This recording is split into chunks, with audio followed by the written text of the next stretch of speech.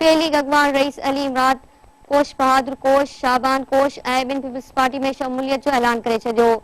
शाहपुर चाकर में कोठायल तकरीब में फेली अॻवान पीपी शमूलियत जो ऐलान कयो। उन मौके ते पीपी जे सूबाई अॻवान अमीर बख्श उमराणी समेत ॿिया पीपी अॻवान ऐं कारकुन वॾे अंग में मौजूद हुआ।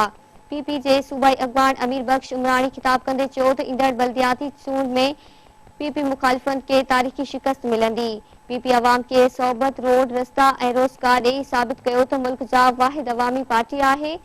पीपी जी सूबाई अॻवान अमीर बख्श उमराणी वधीक चयो त अवाम अॼु बि पीपी रंग बिरंगी इनकलाबी झंडनि ऐं इन जी क़यादत के पंहिंजी ऐं ईंदड़ नस्लनि जे मुस्तक़बिल जो हल समझे थी।